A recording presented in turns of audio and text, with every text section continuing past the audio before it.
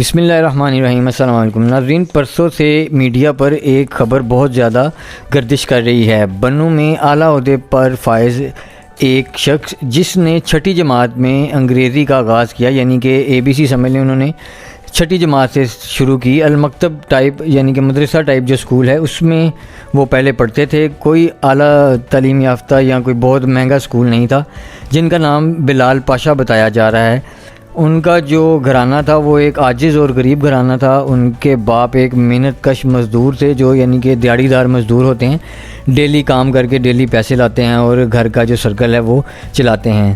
مزید بتایا جا رہا ہے کہ تعلیم حاصل کرنے کے بعد انہوں نے کئی نوکریاں کی، کئی پرائیویٹ نوکریاں کی، پھر بعد میں انہیں گورنمنٹ کی بھی کوئی نوکری ملی، اور وہ کرتے کرتے ان کے والد اور والدہ نے ان کو خواہش ظاہر کی کہ وہ CSS کا امتحان کسی طرح پاس کریں، وہ ان کو کوئی اعلیٰ عہدے پر دیکھنا چاہتے ہیں۔ تو والدین کی خواہش کے مطابق انہوں نے تیاری شروع کر دی اور انہوں نے 2018 میں اپنا CSS کا امتحان بھی پاس کر لیا۔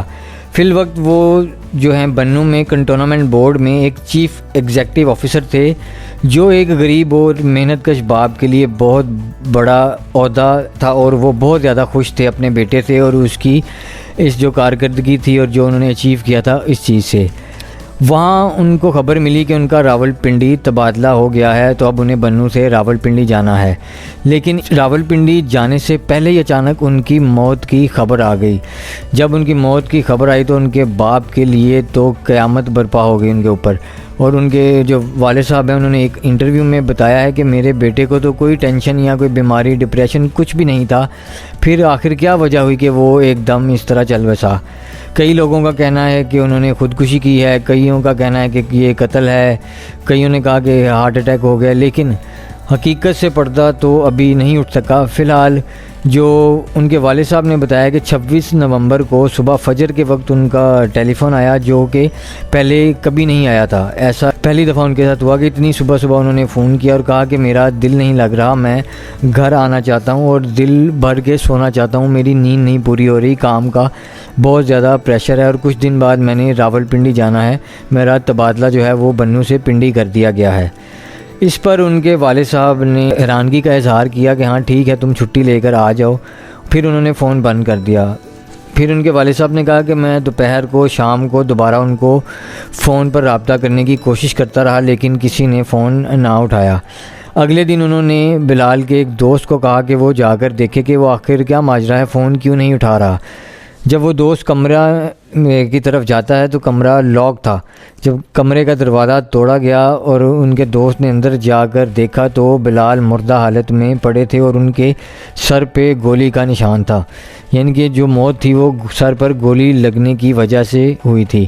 ایکسپریس نیوز کے مطابق بتایا جاتا ہے کہ 3 سال پہلے ان کی شادی ہوئی تھی، لیکن کسی گھریلو وجہ سے وہ شادی زیادہ دیر نہ چل سکی اور دونوں میں علیحدگی ہو گئی۔ اس وجہ سے وہ کافی تنہا محسوس کرتے تھے اور ایک ڈپریشن کا شکار تھے۔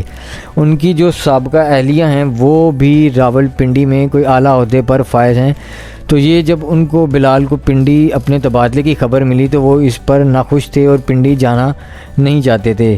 بتایا جا رہا ہے کہ یہی وجہ بنی ان کی خودکشی کی۔ لیکن دوسری طرف ان کے دوست اور والد صاحب جو ہیں ان کا کہنا ہے کہ اس نے تو کبھی ہم سے کوئی تنہائی یا پریشانی کا ذکر نہیں کیا، وہ تو بہت ایک پازیٹیو انسان تھا جو کہ اکثر لوگوں کو موٹیویٹ کرتا اور نصیحتیں کرتا نظر آتا تھا۔